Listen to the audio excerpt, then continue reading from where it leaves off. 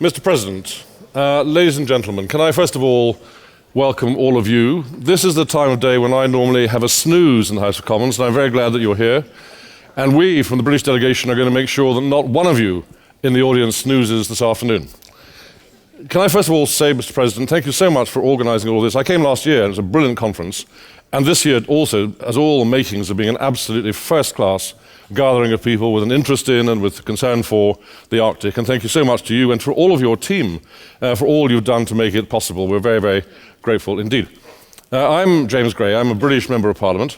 I'm Vice Chairman of the All-Party Group for the Arctic Regions, which is a small group in Parliament, but becoming increasingly important. And it was the group which was behind the idea of getting together a delegation to come to the Arctic Circle Conference this year. So I'm very glad to have that opportunity to bring what I think is one of the biggest and best delegations in the conference this year, and to be able to lead from the front, as it were, this afternoon.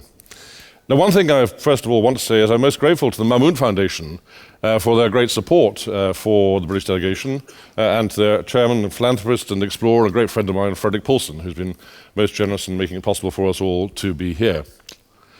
Now, the idea this afternoon is that we're going to talk about the different aspects of the contribution that we in Britain make to the Arctic and what we get back from the Arctic. And in that context, before I hand on to the people who know what they're talking about, I had a very good fortune meeting just before I left yesterday afternoon with the British Prime Minister. He was actually doing something else to do with the military. And I met him and I told him that I was coming up here and told him what we were doing. And he said, well, that's interesting because the Arctic is incredibly important to Britain, both in terms of what we can gain from the Arctic and what we can give to the Arctic. And he said, if you will give a personal message from me to the conference, I, as the Prime Minister of the United Kingdom, David Cameron, I feel very strongly indeed that the Arctic is of enormous importance to Britain. I'm glad to be able to pass that message to the conference this afternoon. Now, with that, I'm delighted to be joined on the platform by Her Majesty's Ambassador Stuart Gill, Ambassador to Reykjavik, who will introduce the governmental part of the afternoon's activities.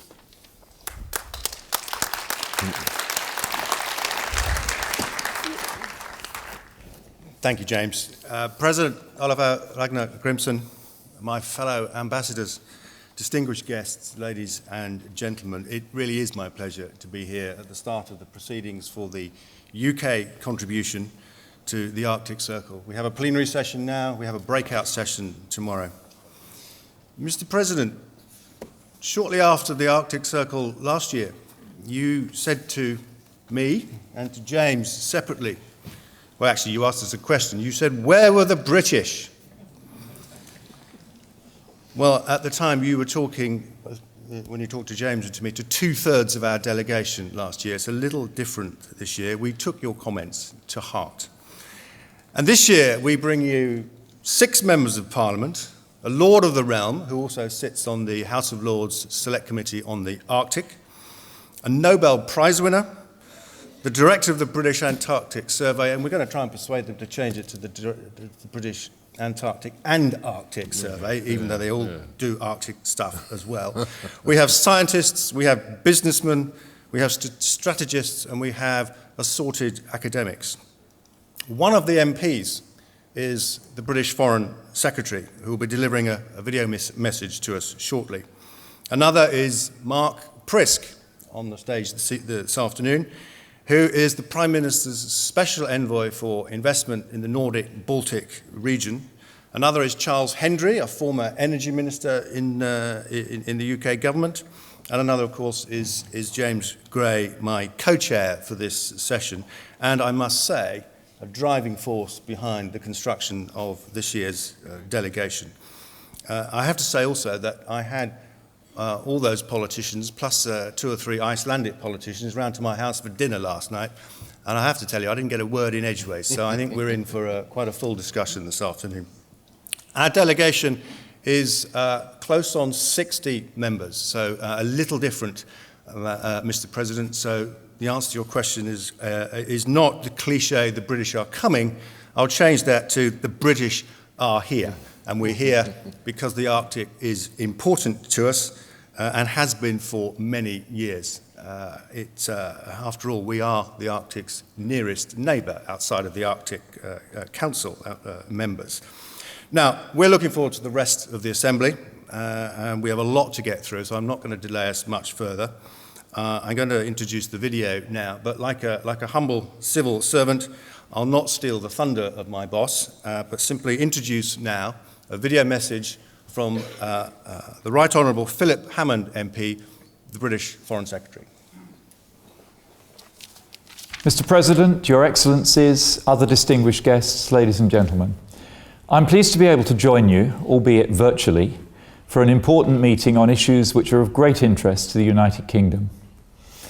The Arctic Circle Assembly is only in its second year, so the fact that this event is already seen as one of the world's leading gatherings of Arctic experts is a credit to the President and his team. I'm pleased there is a strong British delegation in attendance, representing the breadth of our Arctic expertise, from business to science to civil society and government. As their presence makes clear, the Arctic matters to the UK. It matters to our climate, to our biodiversity, and to our energy security. It matters to our international relations with some of our closest allies, and it matters to British businesses that have been working in the region for decades, to our tourists on Arctic cruise ships, and to our research stations and scientists. We are the Arctic's nearest neighbour, and we want to be a good neighbour. So while it is for the Arctic states to lead the way in ensuring a peaceful, stable and well-governed Arctic, their efforts will have the strong backing of the United Kingdom. Where there are global dimensions to Arctic issues, we want to contribute. This is clearly the case in the area of climate change. The shrinking of Arctic sea ice as a result of man-made temperature rises will have global consequences. And tackling climate change is a global responsibility. It is an issue in which Britain is determined to play its part. We're spearheading climate change research and innovation. We're working hard to help secure a comprehensive global agreement at next year's UN climate negotiations in Paris. And we are leading by example. We've cut our own emissions by over a quarter since 1990, putting us on track for an 80% reduction by 2050. But while we make determined efforts to limit the global temperature rise to 2 degrees Celsius, we also recognise that the changes in the Arctic are creating new opportunities in mining, in energy, fisheries and shipping, as well as in the financial services sector, which has an important role to play in facilitating that broader development. We believe the UK is well placed to seize these opportunities and to support sustainable development, respecting the environment and the peoples of the Arctic. That requires stable governance to be maintained, and it requires all parties, including businesses, to play a responsible role. That is why we will play an active part in negotiating international agreements that impact on the Arctic, including the International Maritime Organization's soon-to-be-agreed Code for Shipping in Polar Waters. We want to maintain and deepen our work together with you to protect this remarkable region and to unleash its potential.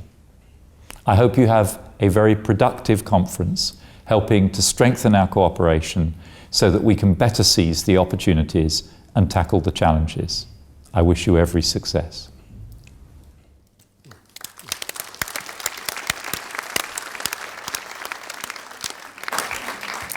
And now, ladies and gentlemen, I'd like to introduce our next speaker from the floor, from the stage. This is Mark Prisk, a Member of Parliament. He's been a Member of Parliament since 2001. He has twice been a Minister, or perhaps 3 times, actually, technically. He also tells me he is a keen hiker, so after this, I'm going to send him off across Vatnajökull in search of a volcano. Mark is the Prime Minister's Special Envoy for Investment in the Nordic-Baltic region, and I'd like to ask you to give him a warm welcome. Mark.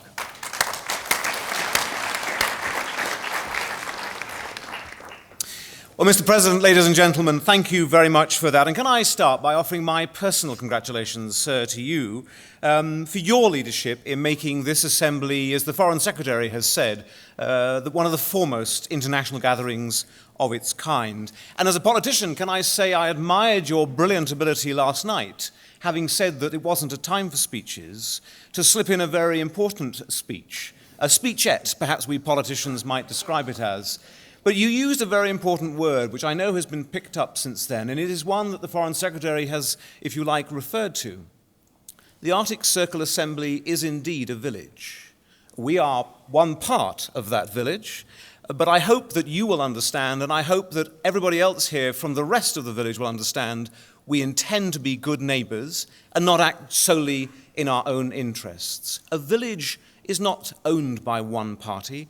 It is not owned by one section of that community. It only works if we are willing to come together. And that is certainly the role we intend to take over this year and the coming years in the Assembly itself. Now, today I'm charged with looking particularly at outlining the British government's views of commercial development in the Arctic.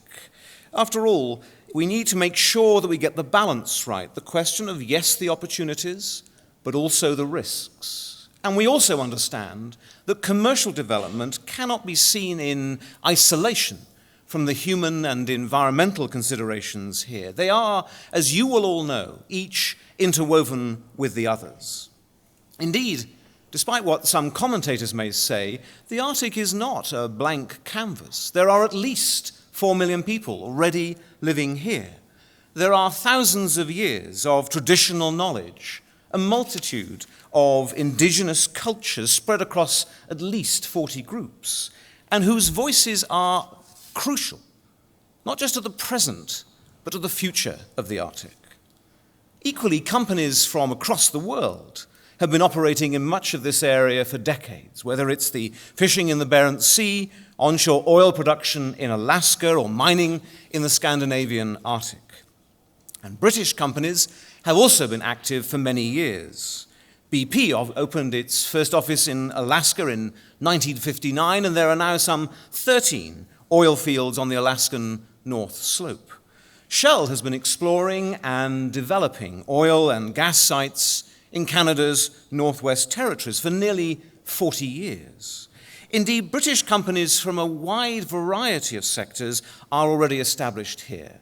The Foreign Secretary mentioned several, from exploration and junior mining to construction and infrastructure, from financial and professional services to specialist equipment and machinery. But now the economic level of interest is rising, and the pace of this change is only going to increase. Now, over the last decade, the Arctic has become, I think we would accept, a byword for our changing climate and our changing world. As the Foreign Secretary made clear, this is both a risk to the Arctic's climate, but it can also be an opportunity. And what is clear to me, and what becomes increasingly clear to many, many more people, is that the Arctic itself has significant commercial potential. But at this stage, is it just potential? Now, I'm not talking about us facing an artificial debate about a race for resources, a simplistic presentation of, on the one hand, conservation, and on the other hand, unrestrained industrial exploitation. Rather, I think what we are facing is a long journey to realize that potential and to do so in as a responsible and sustainable way as possible. And getting that balance right is a challenge in most parts of the world. It's particularly so here in the Arctic states. Well, I can tell you, Mr. President, ladies and gentlemen, the United Kingdom is ready to meet that challenge. First, as a good neighbour with strong regulatory processes. Second, through our broad range of commercial, financial, and professional consulting experience. And thirdly, because we offer a breadth across many of the key business sectors crucial to the commercial future, whether it be in infrastructure or engineering, mining, or indeed risk management. And fortunately, I believe this assembly begins from a very strong position, because despite some commentators' views, the Arctic has, I think, in recent decades, enjoyed a stable framework of governance. The vast majority of territory, after all, falls clearly within the jurisdiction of 8 Arctic states, with their own laws and governance frameworks. There is a suite of international agreements and treaties that apply to the Arctic, most notably, of course, the UN Convention on the Law of the Sea. The Arctic Council has been very successful in promoting the practical cooperation between the Arctic states and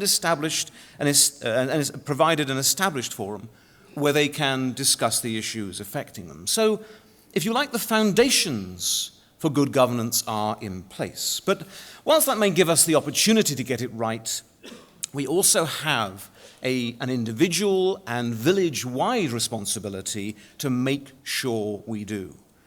Companies that want to operate in the Arctic share that responsibility. It is very important that they recognize that they accept that, not least because were they not to do so, they could not only create significant environmental damage, but also face the prospect of losing their own license to operate and even the licenses of others. Now, last October, the United Kingdom set out its Arctic policy in a document entitled Adapting to Change, in which we committed to promoting the principle of responsible commercial development. Well, what does that mean in practice? A responsible commercial operator is not just one that says it is, but is one that clearly demonstrates it through its commitments, its business plans, and through its actions on site. And we can gauge that progress in 3 particular ways. First of all, demonstrating responsibility means working with and showing respect for the local communities. They have an absolute right to share in the benefits of economic development. Secondly, responsibility means respecting the environment in which companies intend to operate. They must take responsibility for their actions, prepare for the worst, and indeed be ready for any such eventuality. And companies must also work with their colleagues to develop, to apply, and to continually improve on best practice within their industry. And importantly, I think this also involves understanding the risks not just to their own operations, but to the environment and the local communities as a whole. And thirdly, responsibility involves companies sharing their know-how. There are still many gaps in our collective understanding of the Arctic itself, of the changes that are now coming through, and indeed of the impacts of those changes. Filling in those gaps and linking with the traditional knowledge of indigenous peoples in the Arctic is crucial if we are to successfully mitigate both the long and short-term impacts of commercial activity. And so for us, responsible commercial development isn't a theory, it isn't a nice to have.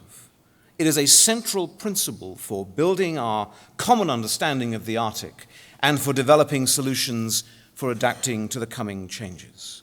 So, Mr. President, ladies and gentlemen, the Arctic is, without question, a unique place, both environmentally, but also for the 4 million or so people who already live here.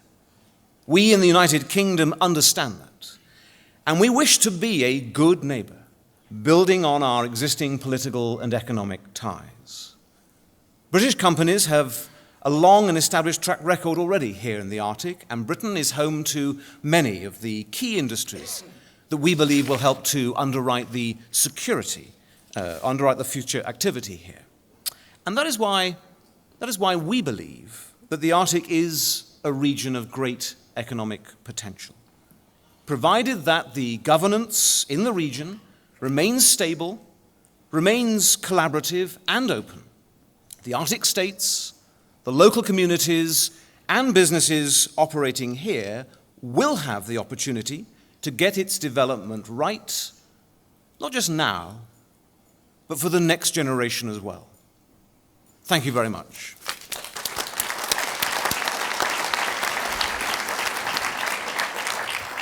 Mark, thank you so much for that clear and crisp explanation of Britain's approach to responsible commercial development. That seems to me to be the watchword of your speech, and thank you so much for it. We're hearing more from British business interests a little bit later on. But as the Prime Minister said to me yesterday, not only do we gain or hope to gain from the Arctic in responsible business development, but we think that in the UK we also have an enormous amount to contribute to the Arctic, particularly perhaps with regard to science, research and education. And I'm therefore absolutely delighted to be able to welcome to the stage, and I'm not going to give you full CVs, I hope you all have this rather good leaflet here with a full CV in it. I'm delighted to be able to welcome to the stage Professor Jane Francis, the head of the British Antarctic Survey. It covers the Arctic as well, and we wanted to change the name, but it's a technical matter but Jane Francis.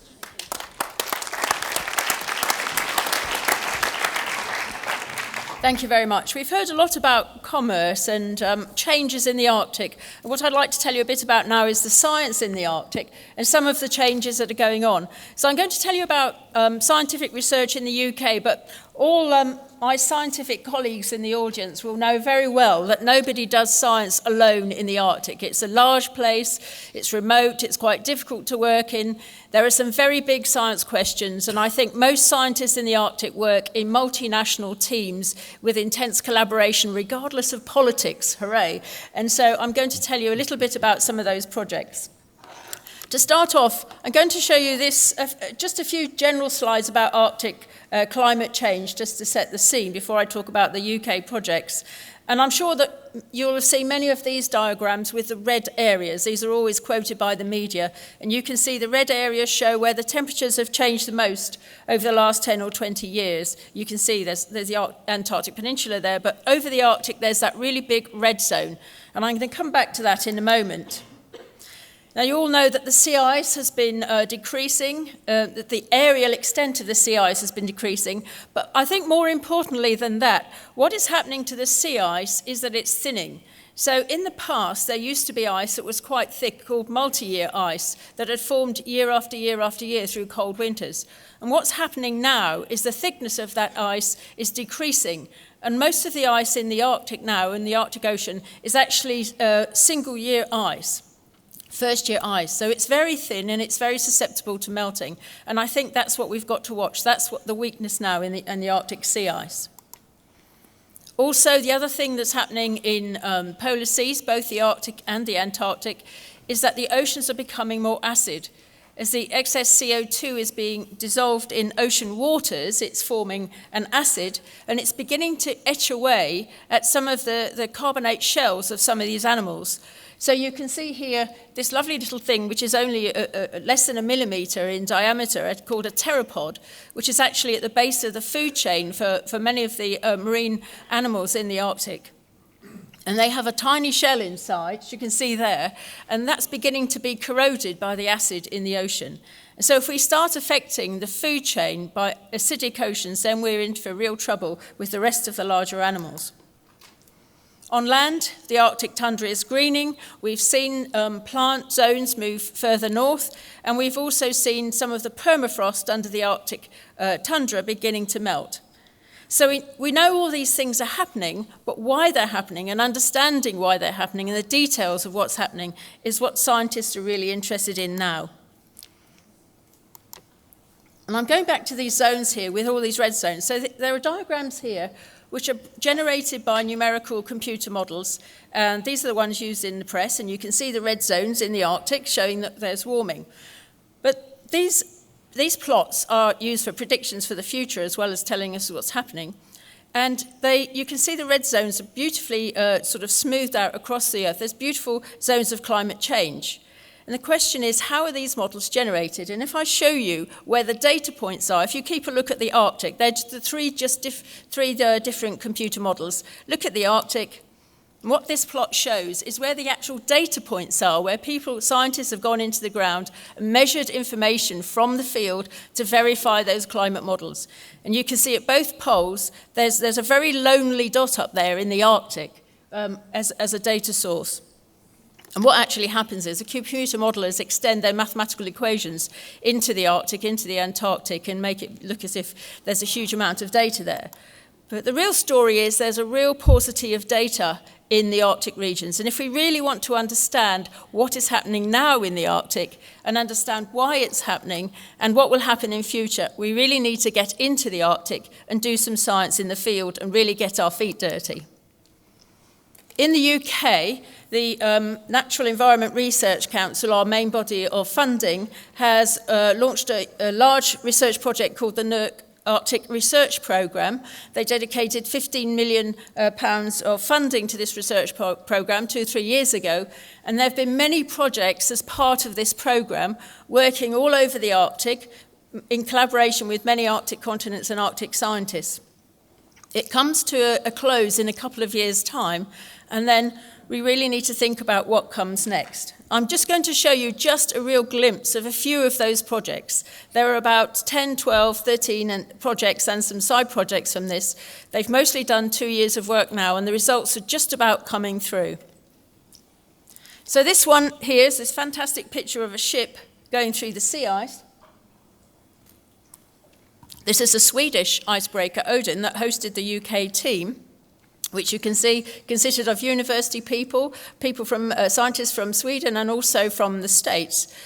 And what the whole programme is trying to understand the complexity of the Arctic ecosystem. So it's not just about the ice, it's not just about the sea ice, it's not just about the tundra. They're all intimately connected. Somebody described the Arctic system to me recently as a biscuit tin. And you can imagine lots of things going on in the atmosphere that go into the tin in which the sea ice forms a lid.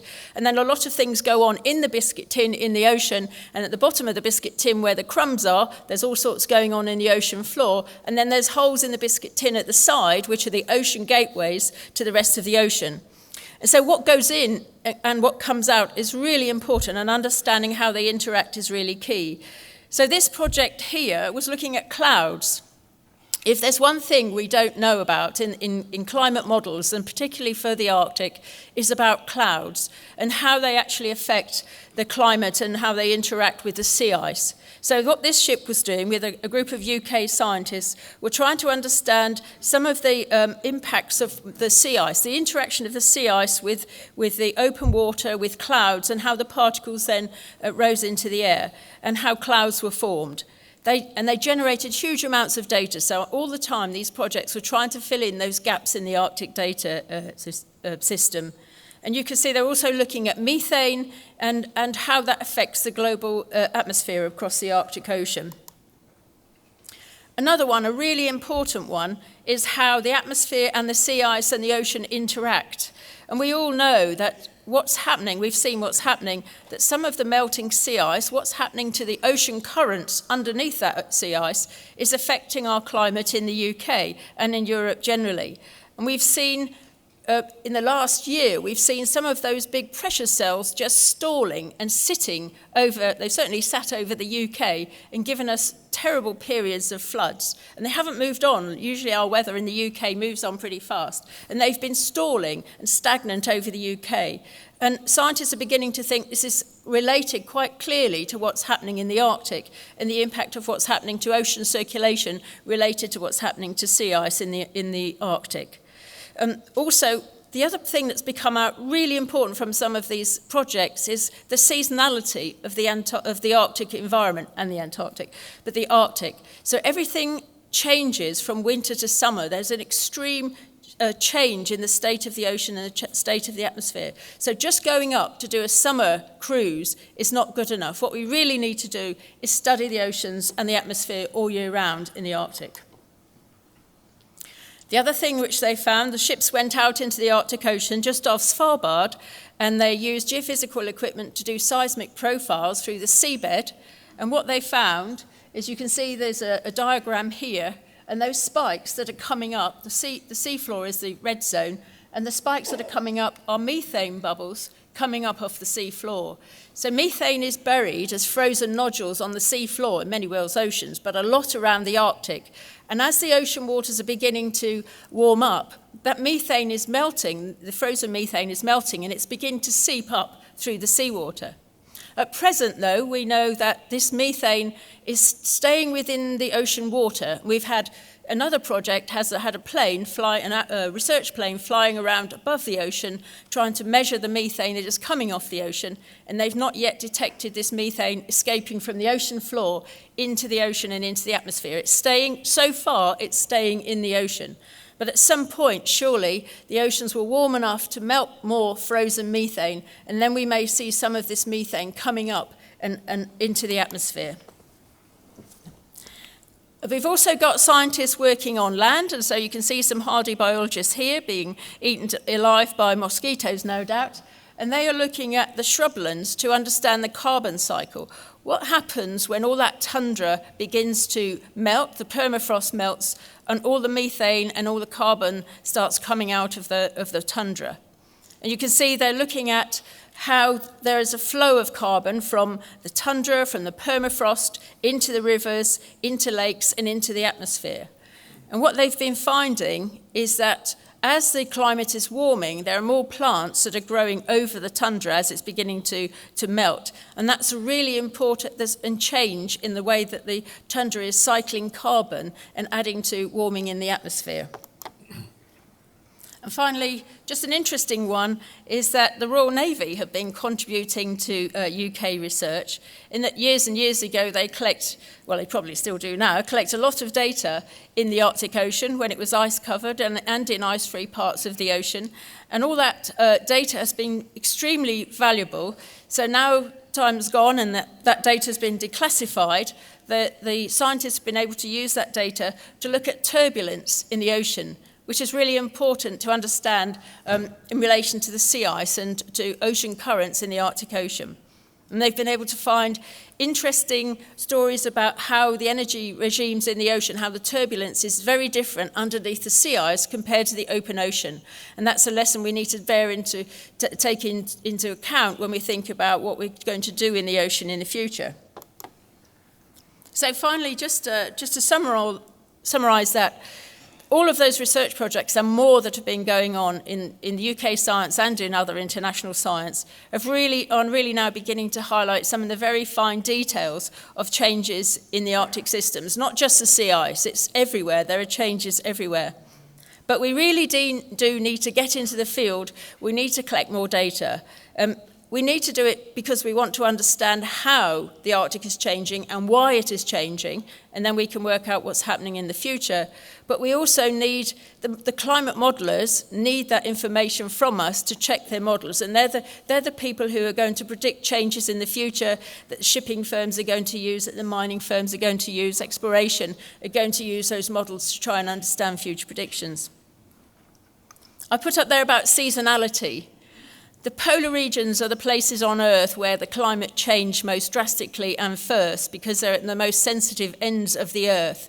And the seasonal aspects of those climates, particularly in the Arctic, are what is really driving some of the complexities of the systems. And it's not really good enough just to go out in the summer when the weather's quite nice and when you can go to ice-free areas and study some of the science there. That's important. But what's really important is we understand what happens all year round. So we go out in winter as well. And so we really need some really inspirational, innovative sort of expeditions in which there have been some in which research ships have been frozen into the Arctic Ocean so that we can take measurements all year round. And this is really important, I think, to try and understand the whole cycle. And we need to monitor for long term. A lot of what we do in the Arctic, every nation, is quite short term. We have short-term grants and we go there just for, say, 3 years or just for a couple of field seasons, and we can tell you what's happening in a couple of years. But the climate in the Arctic is very variable, and we need to understand how that variation pans out in the longer term. And I think my last point is that industry and science must work together. Industry can also benefit hugely from what the scientists find, and they need to understand, whether an operation could be formed in the winter more safely or in the summer more safely. But also industry and anybody in the Arctic can help collect all that data to fill that data gap that we have. So I think the Arctic is a really perfect place for industry and science to work together in harmony for the good of the Arctic in the future. Thank you.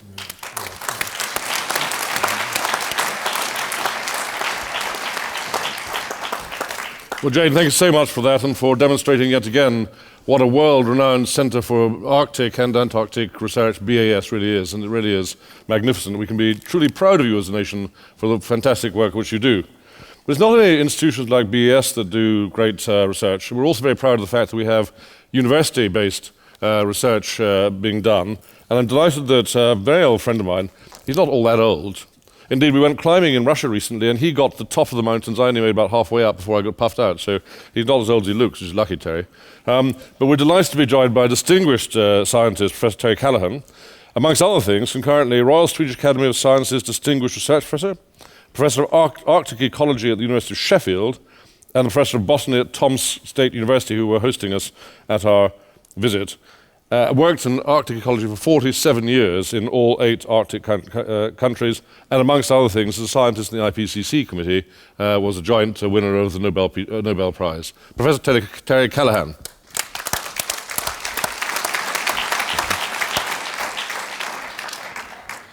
Thank you very much, James, and thank you, President Grimson, and for the Icelandic host. It's wonderful to be back here again.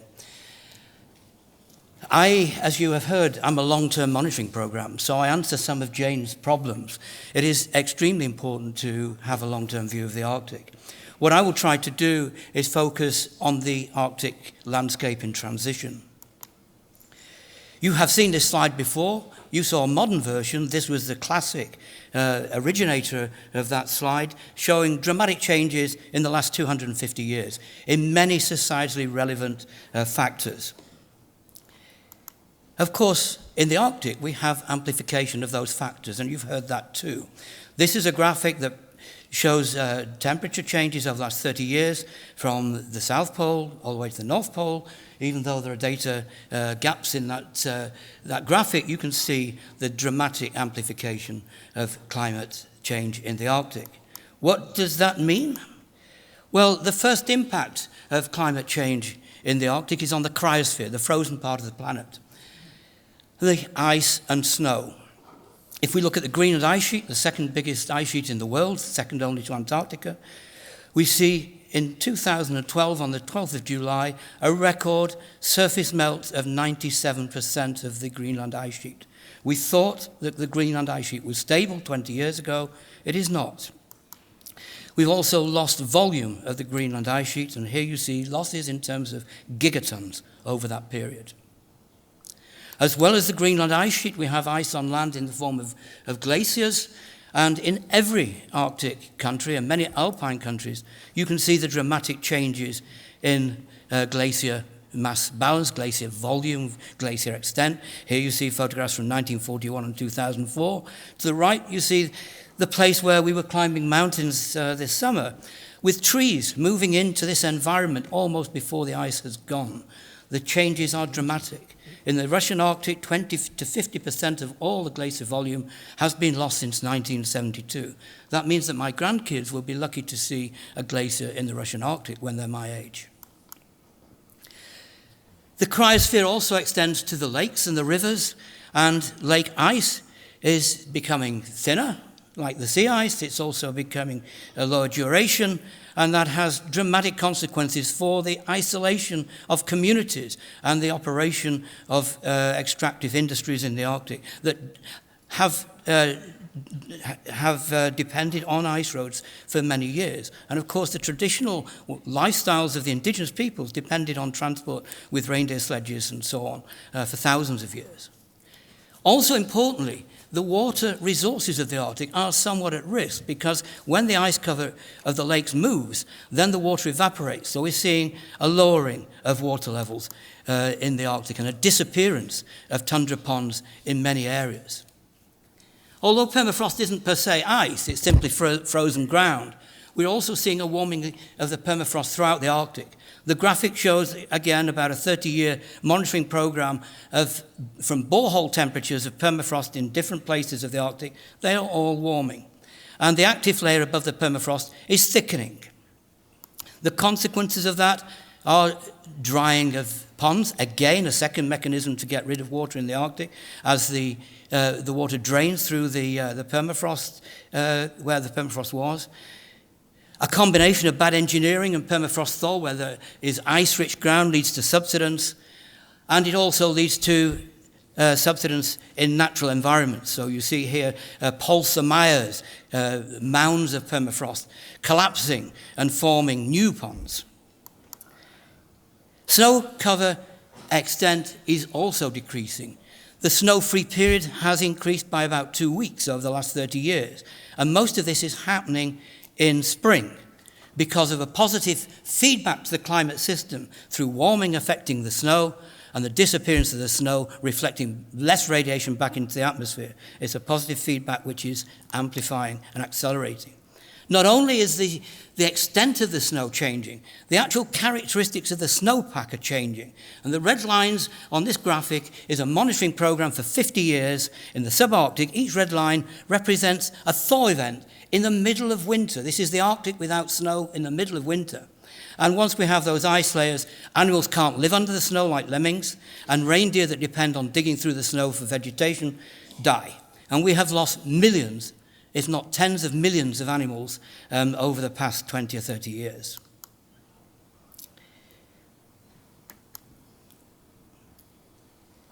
The Arctic, as you heard from Jane, contains a vast reserve of carbon in the soils and on the continental shelves, which used to be tundra ecosystems when the sea level was lower. The graphic on the left shows a map of the carbon concentration in the first meter of soil throughout the whole of the Arctic. The middle graphic shows the situation in parts of Siberia, this is the New Siberian Islands, where the devastation of the permafrost thaw and the formation of vegetation less tundra is leading to gaseous carbon going into the atmosphere through carbon dioxide, particulate carbon being blown onto the sea ice, which melts the sea ice faster, and carbon flowing down the river, the little stream you can see there, into the Arctic Ocean, taking carbon with it. Where the land is dry, as in the middle photograph, carbon dioxide is generated by a warming soil and faster operating microbes.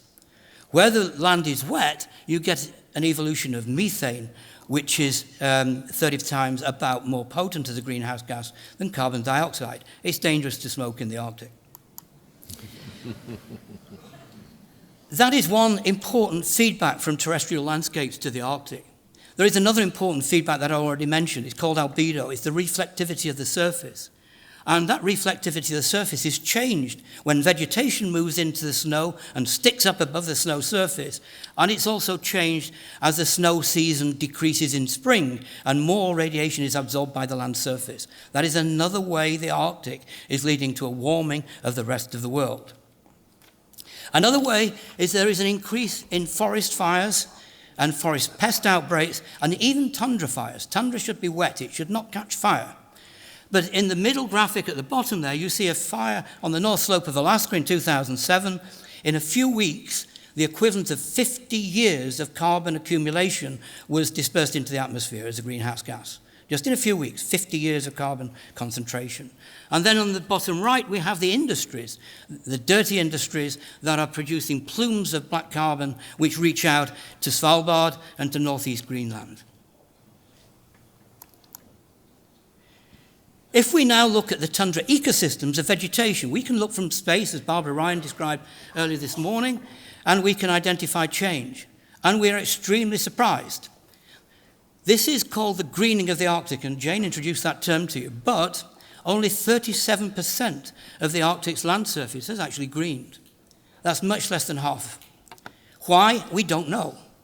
But one possibility is that forget the long-term trends that everyone has talked about and think in terms of the short-term events.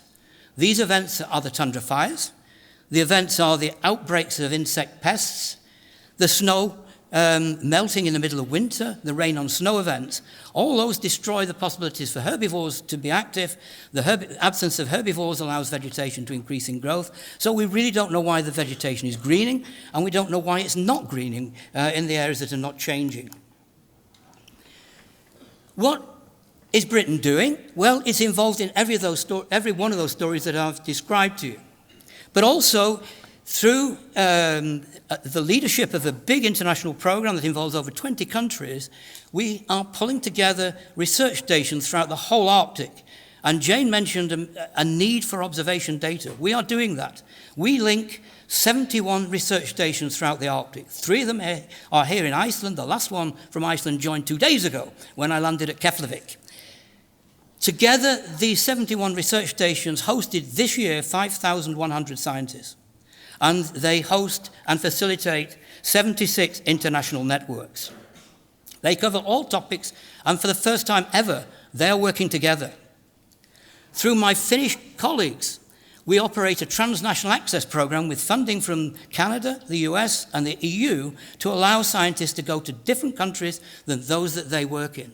And here you see a sort of flight schedule for groups from around Europe who are going into the Arctic. And in terms of the biggest group that we are funding is the British group.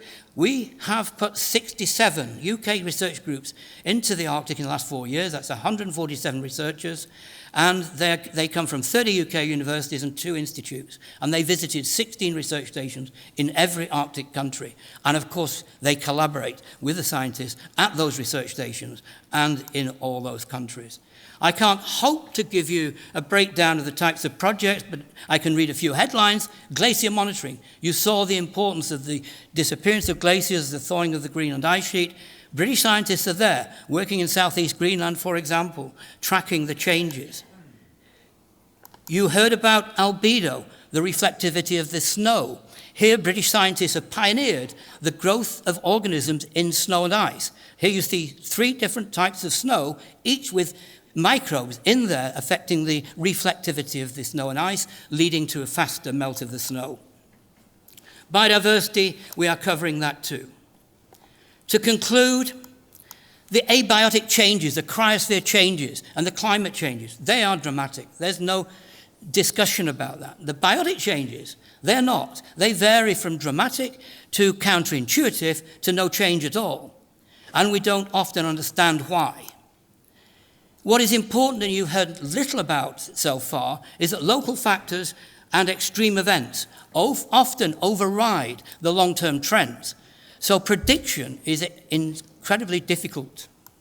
Our models don't hold that potential yet. And everyone will be affected by climate change in some way.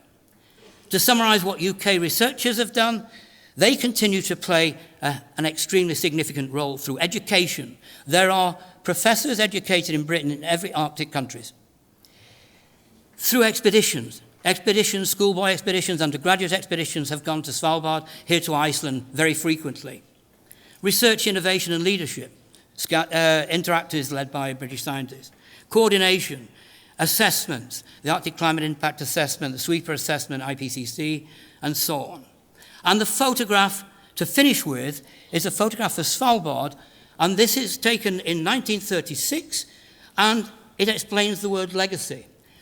Not only did Britain pioneer some of the science in many parts of the Arctic, the data created 70, 80, even 100 years ago by British scientists is being revisited today to look at how these systems have changed. That is a different type of legacy than educating professors in the Arctic, but it's nevertheless extremely important. Thank you for your attention.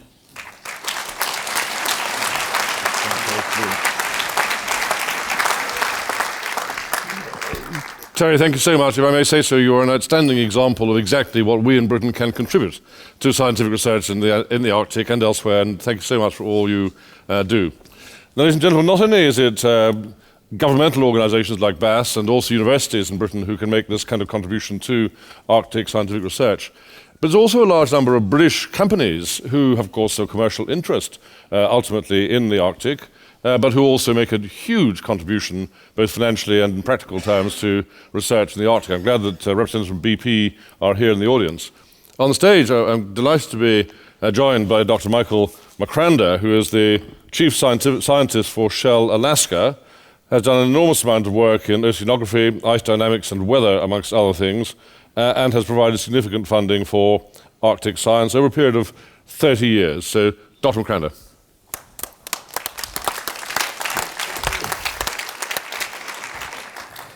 Thank you, Mr. James, and President, colleagues, thank you for the opportunity to speak today. I want to take a bit of time. That was a very good introduction. A lot of times it comes as a surprise to think of energy companies as significant contributors to science, particularly Arctic science. But I'm here today to kind of talk about our program as a key aspect of what we consider to be a success case in a challenging environment. So a bit of background here in terms of the role of science. Why do we invest significantly in science?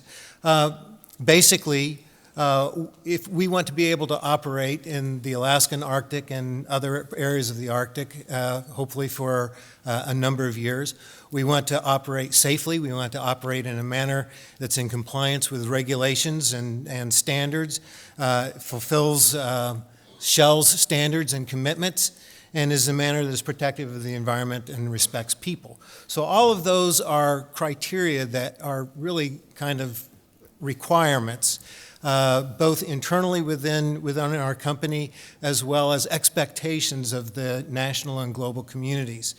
So to put things in a very succinct way, a science program helps us to understand this place that we are trying to operate and makes it possible to do so.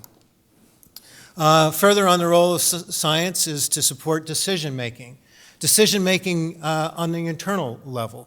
So do we understand when ice is likely to clear out so that we can move our capacity, our ships and infrastructure into the Arctic so that they are not at risk, get them out of there before before the ice forms back up in the fall. So all aspects of our planning need to have a basis in an understanding of both the physical environment, the biological environment, and the cultural environment in which we're trying to operate. Also, there are a number of external decisions that need to be made. The conversation, debate, you could call it, about energy exploration in the Arctic is one of global significance, and it needs to be informed by good, factual, scientific information. So at all levels of the discussion, the application of good science is critical to success. It's a critical part of a regulatory process, everything from the inception of regulations to the applications for permits, then during operations demonstrating that we have complied with permits, all has a very significant grounding in our science program. So we will come back to this graphic in a minute, but to provide the underpinnings of a regulatory environment for us, as I say, at all levels of the permitting process, from regulators deciding a regulation is needed to, again, the monitoring that demonstrates full compliance. Finally, a role of science is to be the basis of communication. Stakeholders, both internal and external, are very curious about the realities here. And I want to make note, I saw Mayor Edward Ita in the audience earlier today. This is a signing agreement, and I'll come back to this in a few minutes, between Shell and the North Slope Borough that enabled us to form a partnership of applying traditional knowledge to the conduct of science and to incorporate the concerns and observations of the people of the communities of the North Slope into a collaborative science program. I want to hit on some of the main components of Shell's science program in Alaska. I've mentioned that we do a lot of monitoring of ice and weather. We on a daily basis, download synthetic aperture radar images. We interpret those using people with 25 to 30 years of experience and generate our own ice maps. We have a number of meteorological and oceanographic sensor packages throughout the Chukchi and the Beaufort Sea that enable us to develop our own forecasts, both of ice and weather, and we share those forecasts with our National Oceanographic and Atmospheric Administration, thereby improving their forecasts as well. We've been involved in an integrated ecological assessment of the Chukchi Sea, now completing its 7th year. I'll have a bit more to say about that. We have a broad array of impact assessment studies that are going on, including assessment of discharges and an onshore environmental assessment program. A bit more about the Chukchi Sea Environmental Studies Program. This has been a collaborative program. Again, it's in its 7th year. To date, ConocoPhillips, Shell, Statoil have put in about $75 million into this program. As you can see, it covers everything from the physical aspects of the environment to the biological and everything in between. Takes a very close look at the prospects in the offshore. And I would say that one of the great outcomes of this program has been that we have developed a mechanistic understanding of how the Chukchi Sea ecosystem works. When we started, we were looking at these 3 disparate locations where the 3 companies had interests. One of the things that we realized very early on was that those 3 areas were different. They were very different ecologically. Had we gone and individually studied them, at the end of the day, people would have said, well, somebody's wrong here. But by virtue of the fact that we did them together, we then began to understand not only that these areas were different, but why they were different. And that gives us a tremendous amount of insight as to why walruses are on Hannah Shoal and how that environment is likely to change as time goes by. Another considerable part of our program is to monitor the effects or impacts of what we do. Marine mammals are very important, both locally. They're a group of species that are tremendously evocative globally, but they are also important as subsistence resources to the people of the North Slope. So we have a multifaceted monitoring program where each and every vessel that we put in theater has a group of marine mammal observers on board, some of which, about 40% of which, are people from the communities that bring their own traditional knowledge. We have aerial overflights where observers are on airplanes, and we are rapidly trying to transition away from people in airplanes to unmanned aerial systems. We also have an extensive acoustics program. So there was the comment about don't smoke when you're in the Arctic. Well, be careful what you say when you're in the Arctic because we may hear. I have described this as the most extensive non-military oceanographic acoustics program. What can we do from this? We can literally map hotspots of area usage. We can also understand the footprint of sound that industry puts into the system and how the animals respond to it.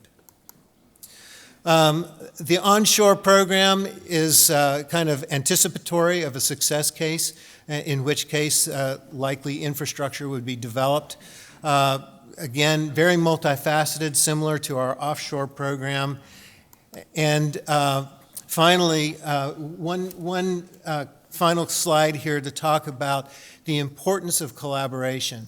I mentioned earlier the agreement with the North Slope Borough. We have also entered into a similar agreement with the Northwest Arctic Borough. We work with industry partners, with universities and government, private research entities. I was a little bit surprised a few years ago when I did an assessment and discovered that 60% of the dollars that Shell spends on science in Alaska is leveraged at least one time. Finally, we signed in 2011 an agreement with the National Oceanographic and Atmospheric Administration that we would share all of our data from our environmental studies program, not only NOAA, but with the scientific community as a whole, and this is a tremendous resource for future researchers in the Arctic. With that, thank you very much.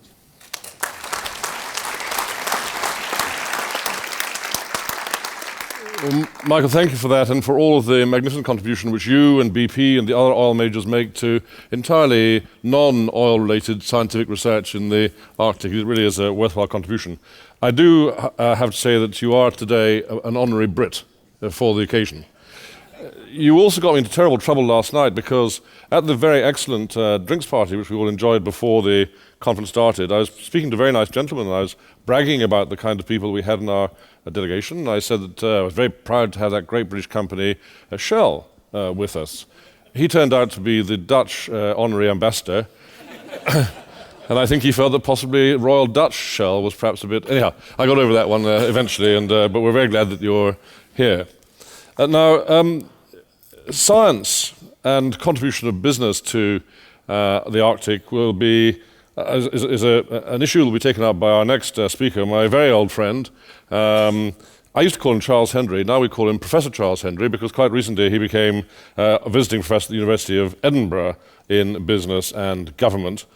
He was Minister of State and is well known throughout the Houses of Parliament for his huge expertise being Minister of State for Energy for 2 or 3 years, and before that I think in opposition as well. And more recently he has, I think controversially, I think he'll tell us a little bit about it, been advising investors on the subject of the possibility of the geothermal link between Iceland and the United Kingdom. Professor Charles Hendry, MP.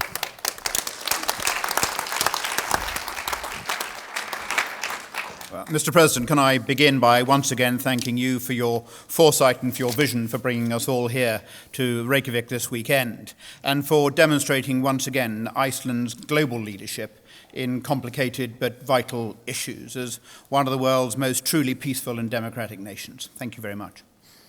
I think that we've heard much already today that in the issues of climate change, that there are nowhere are the evidences of that and the consequences more evident than here in the Arctic. But also, as we're hearing from Mr. Gurria and others, that the solutions are to be found here as well. And I was delighted 2 years ago as Energy Minister to come here and sign a memorandum of understanding with my Icelandic counterpart to look at how we could cooperate on energy issues. And that looked at 4 different aspects. It looked at how we could use the tremendous Icelandic expertise in harnessing and developing geothermal opportunities in the United Kingdom. It looked at how we could use British expertise from companies like Shell and BP in exploring for oil and gas around Iceland and more generally in the Arctic. It looked at how we could jointly use our expertise in harnessing geothermal resources in developing countries and East Africa in particular. But perhaps most significantly, it looked as well at how we could see whether it would be possible to build an interconnector between Iceland and Britain and therefore into Europe to bring Iceland's extraordinary geothermal power potential into the wider market. That would be by far the longest and most ambitious interconnector in the world. And it demonstrates a new thinking in energy. Rather than the individual countries being responsible for their own individual energy solutions to their challenges, how would it be possible to find where the world's best resources are and to use modern interconnection technology to bring them to where demand would be? Now, of course, the energy resource here and how it should be used and harnessed is entirely a matter for the people of Iceland and its government as their guardians. And it's for Iceland to have a debate about whether it wants to harness that power and then to export it. But what we were keen to ensure that in the course of that debate, there would be a clear message that Britain would wish to be a partner of choice in taking it forward. Iceland has the most extraordinary resource. It has in terms of the energy trilemma, perhaps the best example of secure, low-carbon, affordable energy in the world. It was very striking hearing about Alaska having the most expensive electricity in the United States, whereas Iceland has the cheapest electricity in the whole of Europe. But it is perhaps at the moment only harnessing about 1/3 or less of its potential. And if it decided to use more of that for export, then we believe that this could bring significant benefits. Landsvirkjun, as the country's electricity company, has said that this could be equivalent to, in time, reducing income tax by half, or creating an energy fund along the lines of the pension fund in Norway, the largest single investor in the European stock market. The European Union, through its network of energy grid operators, has said in the last few weeks that it could be worth perhaps 72 billion Icelandic kroner a year to the economy here, making it perhaps the most profitable interconnector anywhere in Europe. But of course, this is not a new idea. The National Grid have a letter going back to the 1960s when somebody said, why don't we build a wire from Iceland to Britain? And it wasn't possible in those days. But what has changed to make it possible is the development of high voltage DC cabling, which minimizes losses to just a very few percent. It's been a regulatory approach in Britain and elsewhere now, which will look at how it provides a form of support, a long-term guarantee for low-carbon electricity, and which will indeed be extended to electricity which is generated outside our boundaries. And a real commitment across the European Union and in Britain and elsewhere to try and put in place the regulatory changes so that partner countries outside the EU can contribute towards our energy mix and our energy security. And that means that there are investors now who are keen to move into this space and to take it forward. There is tremendous enthusiasm in Europe as it looks towards a more interconnected future, as a way of enhancing our collective energy security. And nowhere could that be perhaps more evident than here. This would be the world's biggest project of its kind, 3 times as long as the longest interconnector currently existing. But it is perhaps a start of something even greater. It would offer the potential to extend that in time to Greenland, potentially, if the people of Greenland were keen to do so, to bring their power into the European market. It would then be possible to link that across into Canada. What is behind this is a transformative thought process about how we need to change the way in which we do energy and where we look at where those resources are strongest and see how we can bring them to other markets. And then it also opens up other opportunities as well, if we can develop those skills in tandem. Ethiopia, for many people of my generation, the word which we most associate with Ethiopia is still famine. Ethiopia, one of the 10 fastest growing countries in the world last year, because it has massive geothermal and hydroelectricity opportunities, Reykjavik Energy helping them to harness those. Well, through interconnection, it can now export that power to its neighbors and potentially even to places like Saudi Arabia, really taking coals to Newcastle or sand to the desert, as we would say. So in energy, we talk of the trilemma. We talk of how do we deal with those issues of energy security, of affordability, of low carbon. This is a rare project which brings all of those together. It enables us to have base load and potentially a source of backup to compensate for the variability of most other forms of renewables. I think in Iceland there is the most extraordinary gift, not just in terms of the natural resources which are here, but of the ingenuity of its people to see how they can best make advantage of those to their own long-term benefits. And if it is the choice of the people of this great country to take it forward in that way, then this could truly be one of the great engineering projects of the 21st century. Thank you very much.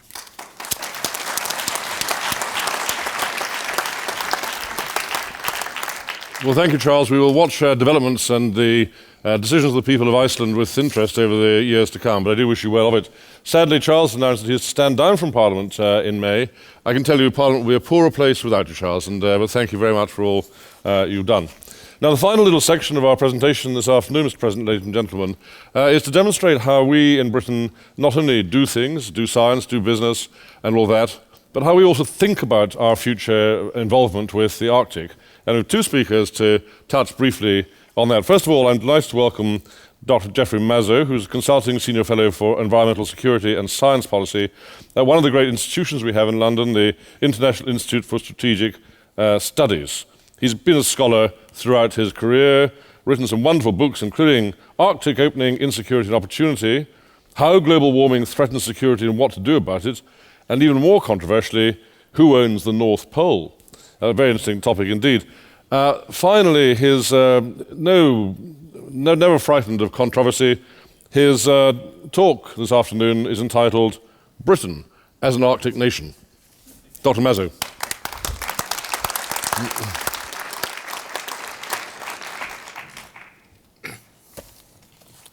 Thank you, James, and I'd like to add my thanks to President Olafur Grimsson for conceiving and creating such a magnificent meeting as this. And we've heard from the previous speakers in this session about Britain's interests, policy, and role in the Arctic with regard to scientific research, commerce, and governance. In the few minutes that I have, I'd like to provide some social and historical context from what we considered an outsider's perspective as the other honorary Brit on this panel, and also in the Forum for Arctic Climate Change and Security at the IISS, where we look at the evolution of the High North as a new geostrategic space. We don't do it from a purely British perspective. We're an independent organization headquartered in London, but with an international membership and international staff and offices in 4 countries.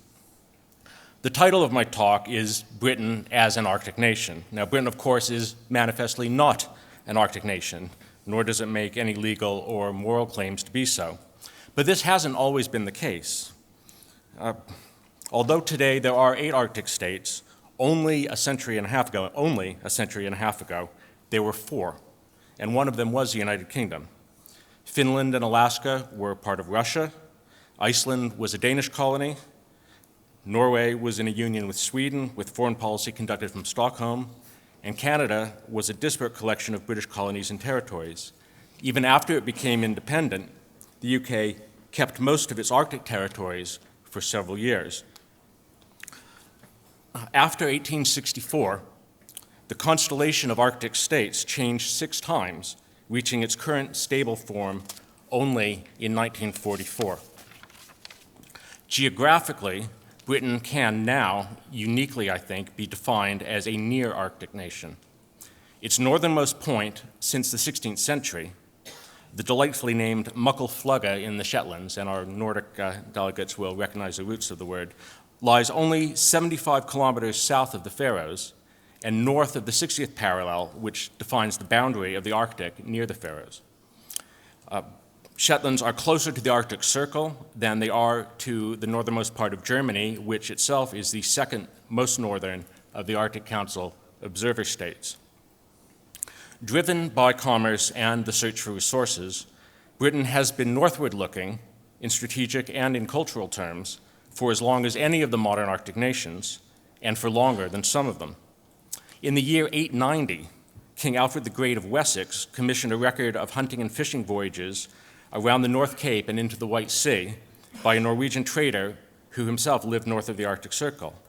This document, in fact, is the earliest written document that includes the names of Norway and Denmark, although, like England, neither of them at the time was yet a unified kingdom. The British trade and fisheries in the High North continued throughout the Middle Ages. The 15th century is known to Icelandic historians as the English Age, and it was from English scholarship in the service of the English crown that Mercator derived his paradigmatic map of the polar region. The fact that it was almost entirely wrong is beside the point. Those of you with really good eyesight can see the map on my tie here. The 16th and 17th centuries saw British voyages of exploration funded by commercial interests in search of both the Northwest and the Northeast Passages, and 2 of the 4 great English joint stock companies of the period were involved primarily in Arctic trade. And in addition to its driving role in Arctic exploration, discovery, and scientific research since the beginning of the 19th century, the Royal Navy has conducted offensive operations, convoy protection, blockades, and strategic interdiction in the Arctic waters during the Napoleonic Wars, the Crimean War, the First and Second World Wars, and the Cold War. Britain's role in the Arctic until the 20th century was, to be sure, imperial and colonial, but that is no less true than the other 19th century Arctic powers. Some of the world's strongest alliances and closest friendships today are among the Arctic states, states who had colonial relationships and even fought wars within the last 5 or 6 generations. This brief excursion into Britain's Arctic history might seem like a bit of special pleading, like I'm trying to rationalize her continued role in the Arctic. I'm reminded of the way an English professor used similarities between the Anglo-Saxon Chronicle and the Icelandic sagas to justify the British occupation of Iceland in 1940. But I'm not cherry-picking examples. The British involvement in the Arctic has been sustained and significant for at least 1,000 years. Although Britain no longer has any territory, claims, or ambitions in the Arctic, its long experience of exploration, commerce, and scientific investigation, as long as any modern Arctic nations, has left a legacy of capability and leadership in regional affairs, as well as a cultural self-image as an Arctic actor. It's a sort of Arctic institutional memory on a nationwide scale. This legacy is reflected in the government's Arctic policy framework, as well as in British civil society, the business community, and industry. Many of these issues will be explored in greater depth at our breakout session tomorrow. But it's Britain's history as an Arctic nation that positions her to play a unique role among the non-Arctic states in supporting the development, governance, and stewardship of the region. Thank you.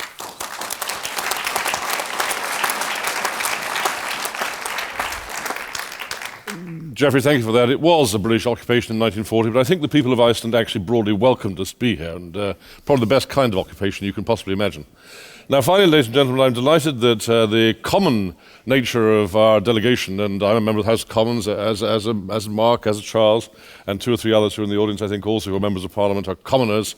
I'm delighted the general tone of our delegation has been raised by having a member of the upper house in the House in Parliament, the House of Lords, with us here to show us how it really should be done. Lord Addington.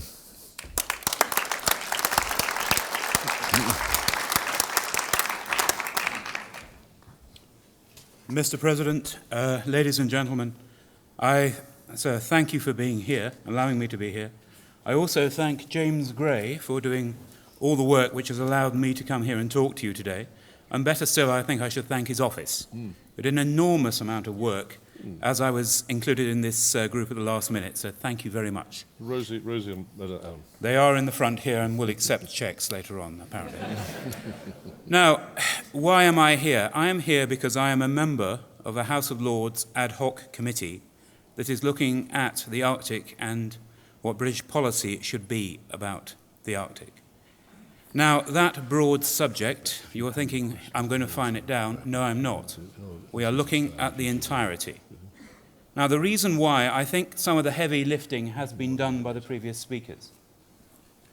Climate change, the realities of climate change mean huge parts of the globe are changing in their nature. Types of activity are possible there, other types are not possible. What are they? When will they happen? We have had 25 sessions, or rather planned 25 sessions of this committee. We started in June, we will finish in February, just in front of the aforementioned British general election. We are basically trying to gather as much information, create a report that says these are objectives, these are aims, this is what we're trying to do to enhance the debate. We are trying to go slightly beyond Britain as well.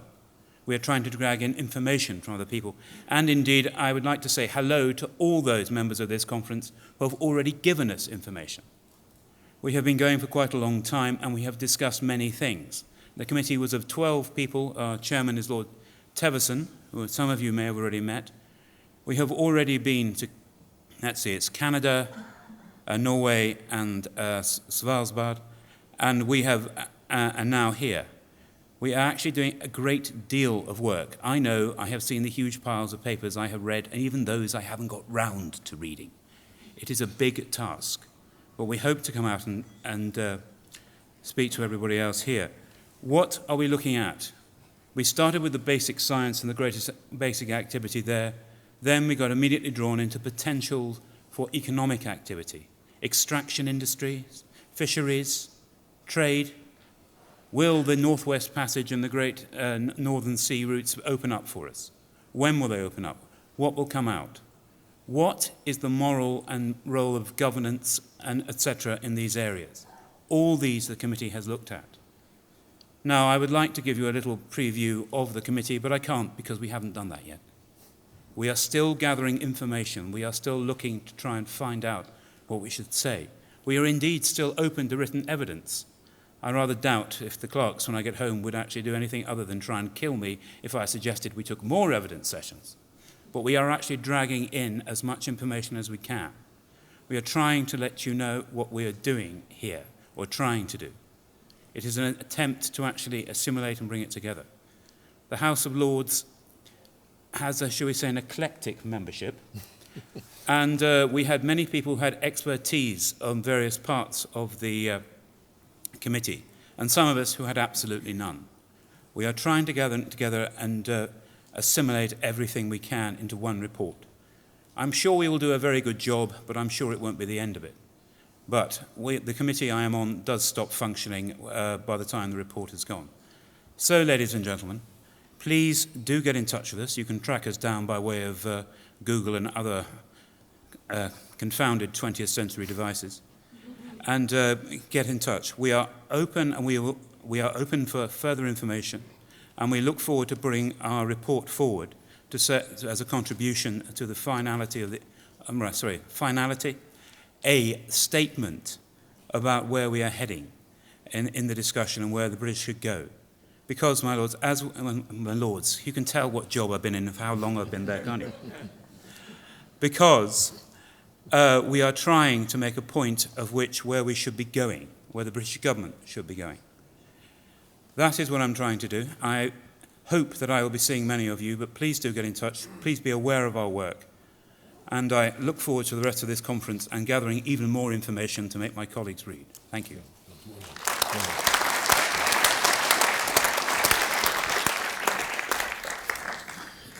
Well, speakers, thank you very much. Now, before I attempt to wrap up, I'd like to open the floor to some questions.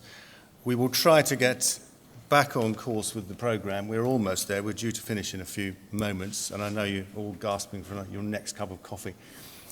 So, do we have any questions from the floor? I see a question. I see on that side of the room. Questions for the panel, please. Yeah. Thank you. That's for the deputy for the Nordic nations. Yeah, I'm Theo Kongsbach, and one of the 4 million that resides in the Arctic area or the Arctic region.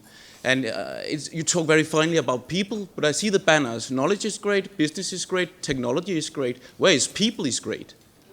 We need that banner, so it's not just word that you really mean it. And you also mentioned the idea of taking care of the indigenous voice. I'm very fond of that. But the problem is, what I hear is voices here. What I see is indigenous reality. So, yeah, thank you for the business or commercial voice, but think about the indigenous reality, which the voice should refer to. Your voice, not the voice of the indigenous people. Thank you very much. Very good question. Mark, if you'd like to take that one. Yes, I'll just try and get there we are. You're absolutely right, but of course, who holds that knowledge? The people hold that knowledge, and what we've got to make sure that we do is understand the value of it. So I totally agree with you. The quality, the value, the traditional understanding of the indigenous people is something that shouldn't be swept aside or assumed that somehow it has no connection to commercial development. And what we're trying to do is to make sure that we listen to that, engage with that, use that to the best advantage, and also make sure that those perhaps in the West who assume that somehow from a distance that it would be lovely for there to be no change at all ever whatsoever in any possible consideration within the Arctic, that we need to remember that it isn't pristine, it isn't a blank canvas. You live here and your needs and concerns must be absolutely front and foremost to that. And that shapes our thinking, whether it's science, whether it's commerce, and whether it's political policy. So I totally agree with you. Okay. Can I... Just to show me, now we're going to have to cut you short. Sorry, I'm happy to have a chat with you later on if you want to. Brilliant. That's a good idea, Mark. I can see a couple of cues, and I've also got a huge clock here with a note that says "Keep it short, please." So I'm not going to get to all of you, but let me go to this side of the room. Sorry to disappoint. It's actually a similar question, but I just wondered if that policy extended to Arctic youth as well. Well, I think I said that the crucial part is not just to think about what are we doing for the present of the Arctic, but what are we going to do for the next generation. And I think that's the crucial challenge, not just for us in the Arctic village, but for all of us. It is about the future, so you're quite right. It should be about what young people feel in that. And again, I'm more than happy to have a chat with you later on if that's possible. Please, that side of the room. Thank you very much. I'm Bertel Hølin. I'm from University of Copenhagen, Denmark. And first of all, I would say, well, listen to this session. I really envy you because, well, it's not just Great Britain, it's a superpower which you represent in the Arctic area.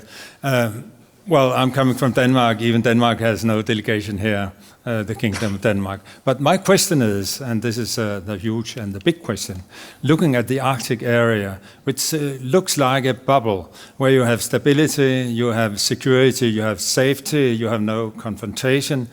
Looking around in the world, you're in the Middle East, Africa, Europe, and the East and South China Sea, you have territorial disputes all the way.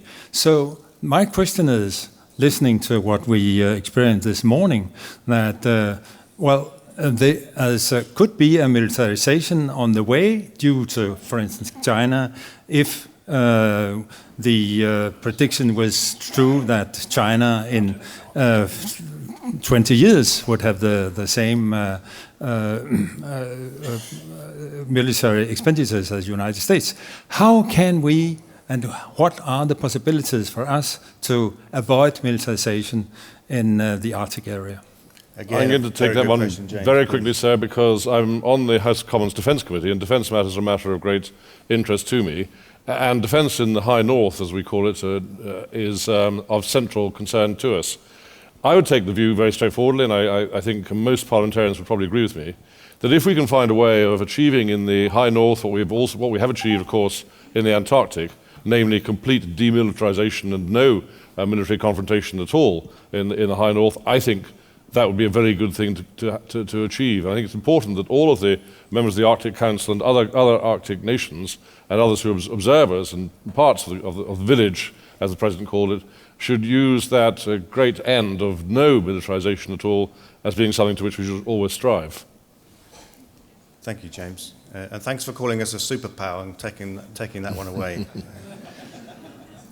I've got time, I'm afraid, for one more question, but considering we have a breakout session tomorrow, this is not the end of the dialogue, so please back to this side of the room, and apologies to you, sir. Thank you, Ambassador. I'm Dougal Goodman. I'm from the Foundation for Science and Technology. But a question for Jane. You emphasise cooperation and collaboration amongst the science community.